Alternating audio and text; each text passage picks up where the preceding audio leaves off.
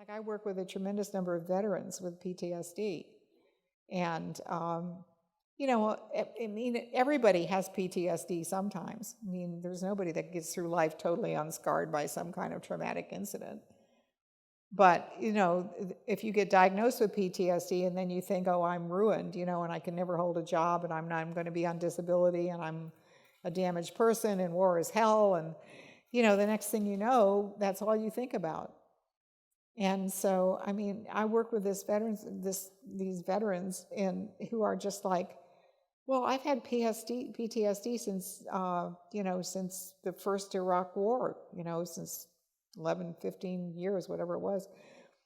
And, so you're telling me that tomorrow I might not have it? And I said, well, you can always have those memories. I mean, yeah, I'm telling you that every time those memories come to mind, you're going to hate them. But you can call it an illness or you can call it a bad day, and don't entertain those memories when they come to mind. Just let them pass. It's like you walked into the wrong theater and that wasn't the movie you wanted to see, so you can leave. And they're like, it can't be that simple, but it is, and they test it, and it is, and they go, oh God, I wasted a lot of time with all this therapy. It's very interesting. But also, as I was telling Rohini this morning, I used to work with a lot of women who were trafficked, and they were in this shelter. And I was, for a while, the Women's Resource Center was contracted with the shelter. Their board of directors changed, and now they don't do mental health anymore.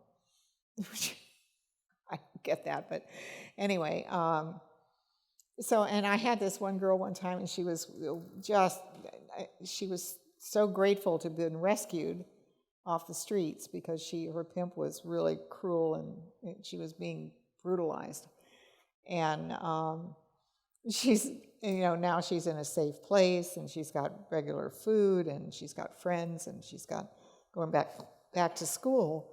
But as a woman, she felt that she had been so damaged by being a prostitute for 4 years that she could never have a regular life, never get married, never have children, nobody would want her, that she was really, I think she really felt she was physically unable to be a regular woman. And that any man that she would meet that she would want to be with now would say, well, you were a prostitute, I don't want anything to do with you.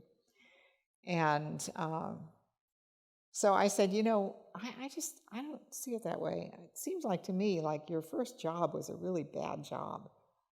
It was a terrible job, but you did it because you had to, because it's, you couldn't escape from it. But when as soon as you quit that job, get a new job, that's what people do. I said a lot of people in their early years have done things that they would never do later on. And they just move along, and I said, so, just get over the fact you had a bad job. It was a terrible job.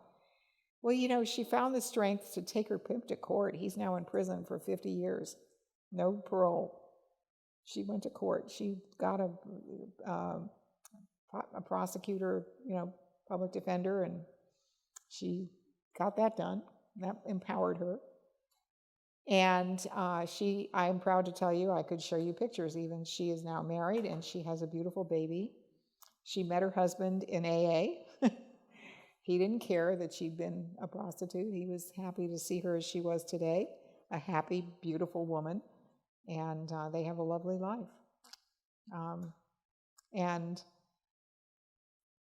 she now laughs, she laughs when I talk to her. Now I'm not seeing her anymore. She's fine, but she checks in with me once in a while just to send me pictures about the baby and stuff like that.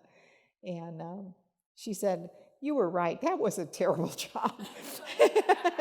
I like my current job much better. I like being a mom, and she can laugh about it now. And the thing is that's the nice thing to be able to see, that thought has no power at all. It's an image that you put in your mind, and then you give it the power. You empower your thoughts by how seriously you take them, how long you think about them, how much of your freedom you give away to them.